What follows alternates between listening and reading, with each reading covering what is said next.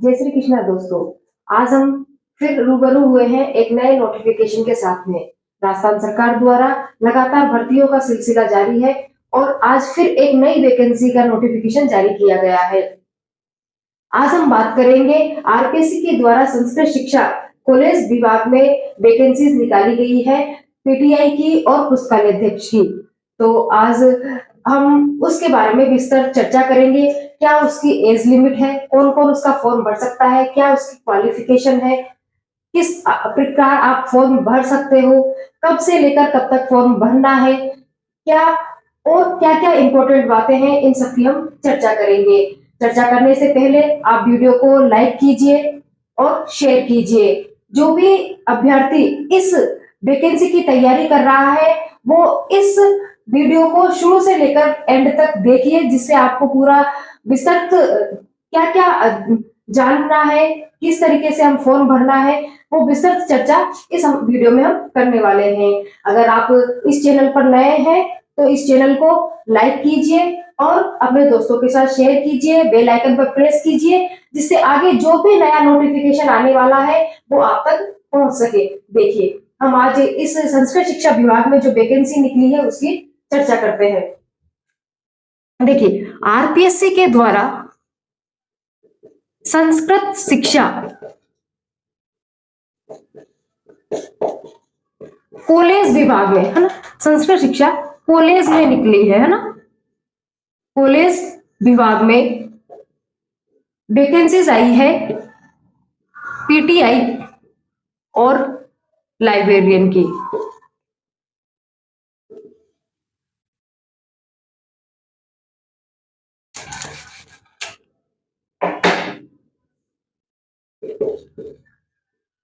ये है ना, पीटीआई शारीरिक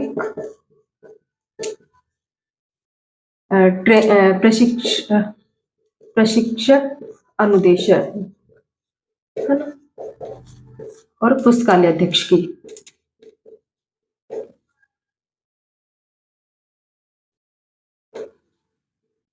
देखिए, पीटीआई की और एक और दूसरी है लाइब्रेरियन की। तो पीटीआई के कितने पद आए हैं? 20 पद पीटीआई के आए हैं और 20 ही पद लाइब्रेरियन के आए हैं। तो आज एक नया नोटिफिकेशन जारी हुआ है आरपीएससी के द्वारा संस्कृत शिक्षा कॉलेज विभाग में, जिसके लिए पीटीआई के 20 पद और लाइब्रेरियन के 20 पदों पर वैकेंसी निकाली गई है। अब हम इन दोनों वैकेंसी की विस्तृत चर्चा करेंगे कि कौन कौन इसका फॉर्म भर सकता है, क्या क्वालिफिकेशन है, कौन सी एज लिमिट है। देखिए, पीटीआई की अगर हम बात करते हैं तो देखिए, अब दोनों ही वैकेंसीज को एक एक करके हम पढ़ लेते हैं।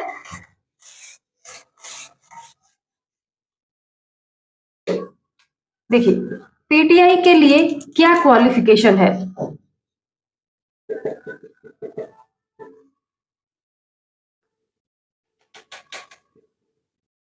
देखिए, क्या क्या चाहिए। आपके पास एमए की डिग्री होनी चाहिए, है ना। अब एमए किस सब्जेक्ट में हो? देखिए, या तो आपके पास फिजिकल एजुकेशन में एमए हो, फिजिकल एजुकेशन एंड स्पोर्ट्स, शारीरिक शिक्षा और खेलकूद, या फिर फिजिकल एजुकेशन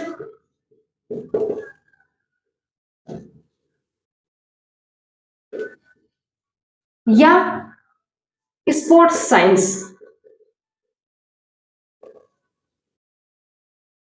हमारे पास एमए की डिग्री होनी चाहिए, है ना, स्नातकोत्तर होना चाहिए, लेकिन किस सब्जेक्ट के साथ होना चाहिए? या तो फिजिकल एजुकेशन एंड स्पोर्ट्स में हो, या फिजिकल एजुकेशन में हो, या स्पोर्ट्स साइंस में, विथ 55% के साथ। इससे कम वाला व्यक्ति इसके लिए एलिजिबल नहीं है। हमारे पास एमए में 55% होने चाहिए। ठीक है, इसके अलावा और क्या क्या चाहिए? नेशनल या स्टेट चैंपियन होना चाहिए, नेशनल या स्टेट चैंपियनशिप होनी चाहिए,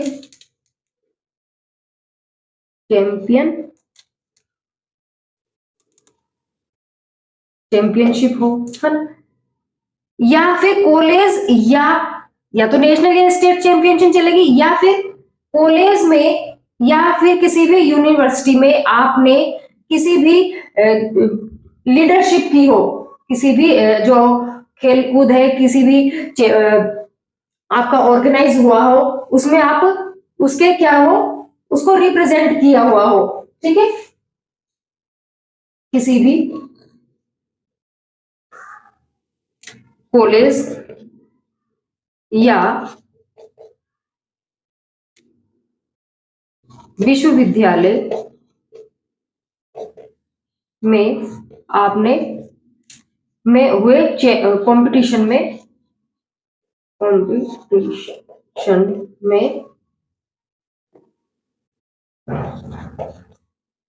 कंपटीशन को रिप्रेजेंट किया हो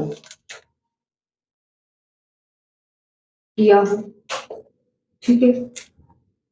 ये भी होना चाहिए, या नहीं, एमए की डिग्री होनी चाहिए, या फिर नेशनल या एमए होना चाहिए 55% के साथ। इसी के साथ नेशनल और स्टेट चैंपियनशिप हो, या फिर आपने किसी भी कंपटीशन को रिप्रेजेंट किया हुआ हो कॉलेज या विश्वविद्यालय में। और क्या होना चाहिए, देखिए तीसरा, नेट, स्लेट या सेट, इनमें से कोई भी एक हो। यूजीसी द्वारा नेट, स्लेट, सेट, जो भी इनमें से कोई भी एक चीज हो। चौथी, फिजिकल टेस्ट जो है वो फिजिकल फिटनेस टेस्ट पास किया हुआ। देखिए पीटीआई के लिए क्या क्वालिफिकेशन चाहिए, एमए चाहिए हमें 55% के साथ चाहिए, फिजिकल एजुकेशन और स्पोर्ट्स में हो, या फिजिकल एजुकेशन में या स्पोर्ट्स साइंस में। इसके अलावा नेशनल या स्टेट चैंपियनशिप हमारे साथ पास होनी चाहिए, या फिर हम किसी भी कंपटीशन को हमने रिप्रेजेंट किया हुआ हो। नेट, स्लेट या सेट, इनमें से कोई भी एक डिग्री हमारे पास होनी चाहिए। देखिए ठीक, अगर ये ना हो तो इसके अलावा हमारे पास और क्या होना चाहिए। देखिए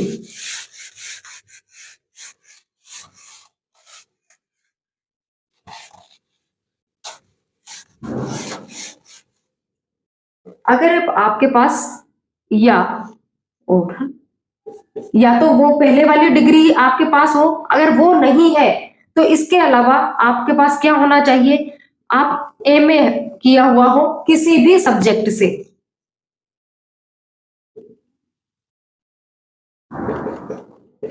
लेकिन साथ में अगर आप एशियन गेम्स या कॉमनवेल्थ गेम्स में आपने कोई भी मेडल जीता हो तो आप इसका फॉर्म फिल कर सकते हैं। ऐसे एमए किसी भी सब्जेक्ट में, और साथ में एशियन गेम्स या कॉमनवेल्थ गेम्स में अगर आपने कोई भी मेडल जीता है तो आप भी इसका फॉर्म भर सकते हैं। ये हुआ पीटीआई की क्वालिफिकेशन की बात। अब हम बात कर लेते हैं लाइब्रेरियन की क्वालिफिकेशन के लिए। देखिए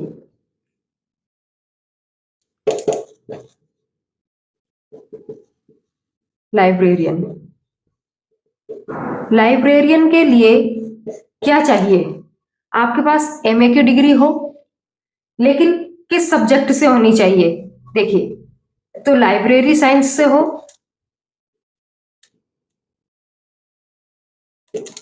लाइब्रेरियन साइंस से हो, या फिर इंफॉर्मेशन साइंस से हो, लाइब्रेरी साइंस से हो, या फिर इंफॉर्मेशन साइंस से हो, सूचना विज्ञान से हो, या पुस्तकालय विज्ञान से हो, पुस्तकालय विज्ञान या फिर सूचना विज्ञान या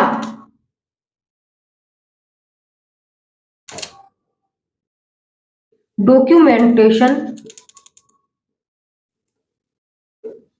साइंस। देखिए एमए की डिग्री हो या तो लाइब्रेरी साइंस में हो या इंफॉर्मेशन साइंस में हो या डॉक्यूमेंटेशन साइंस में हो, अगर आपके पास इनमें से किसी भी सब्जेक्ट में एमए हो लेकिन विथ 55% के साथ, तो आप लाइब्रेरियन का फॉर्म भर सकते हैं। इसके अलावा और क्या होना चाहिए? कंप्यूटर का ज्ञान अच्छे से होना चाहिए, कंप्यूटर का ज्ञान अच्छे से होना चाहिए। तीसरा, यूजीसी द्वारा करवाई गई नेट, स्लेट या सेट, इनमें से कोई भी एक हमारे पास हो तो हम लाइब्रेरियन का फॉर्म भर सकते हैं। ये क्वालिफिकेशन हो गई दोनों की। इसके बाद हम बात करते हैं कि कब से लेकर कब तक फॉर्म भरने में आएंगे। उससे पहले हम एक इंपॉर्टेंट बात जान लेते हैं।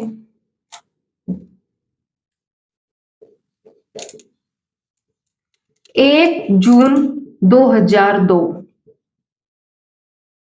ये डेट ध्यान रखिए। इससे पहले अगर किसी व्यक्ति ने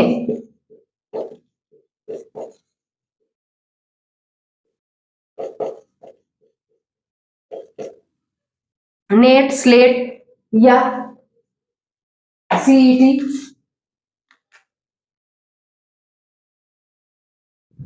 एक जून 2002, इससे पहले किसी भी व्यक्ति ने नेट, स्लेट या सीईटी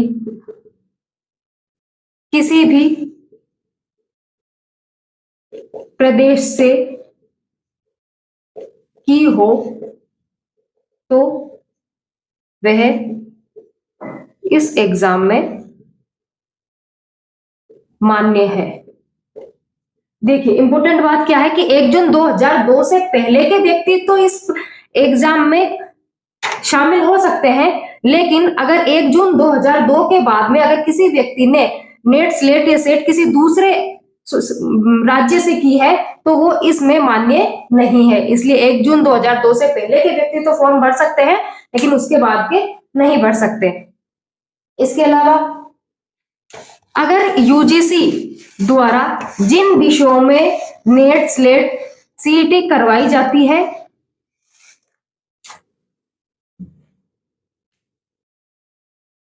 या नहीं करवाई जाती, जिन विषयों में नेट, स्लेट यूजीसी द्वारा नेट, स्लेट या सीईटी नहीं करवाई जाती है तो वो एमए की डिग्री के आधार पर ही फॉर्म भर सकता है। 55% के साथ में मास्टर डिग्री होनी चाहिए।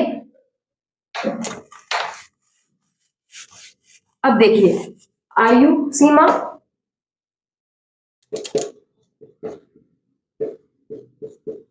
1 जनवरी 2025 को व्यक्ति 21 वर्ष का हो जाना चाहिए और न्यूनतम 40 वर्ष का होना चाहिए।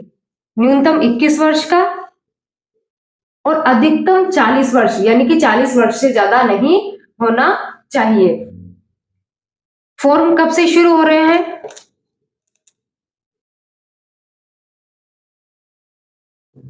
देखिए 12 मार्च 2024 से फॉर्म शुरू होंगे और 10 अप्रैल 2024 तक ये फॉर्म चलेंगे। आप 12 मार्च 24 से लेकर 10 अप्रैल के बीच में फॉर्म भर सकते हो। आवेदन प्रोसेस क्या है? सबसे पहले आपको एसएसओ आईडी जनरेट करनी पड़ेगी। उस एसएसओ आईडी जनरेट करने के बाद आप एसएसओ आईडी को लॉगिन करके आप फॉर्म भर सकते हो। एसएसओ लॉगिन में आपको सबसे पहले 1 टाइम रजिस्ट्रेशन करना पड़ेगा। One time registration. अगर आपने पहले से ही वन टाइम रजिस्ट्रेशन कर रखा है तो आपको दोबारा करने की जरूरत नहीं है, और नहीं कर रखा है जिनको वन टाइम रजिस्ट्रेशन करना पड़ेगा। वन टाइम रजिस्ट्रेशन के लिए जनरल की फीस 600 रुपए है, और SC ST OBC EWS की फीस 400 रुपए है, दिव्यांगजनों की फीस 400 रुपए है। उसके बाद आप फॉर्म भर सकते हो। ये फीस एक बार ही लगती है, बार बार नहीं लगती है। इसके बाद देखिए,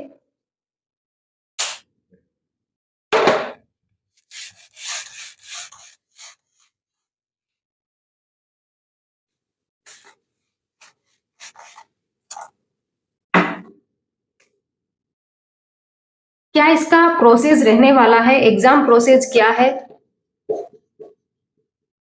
देखिए, रिटर्न एग्जाम होगा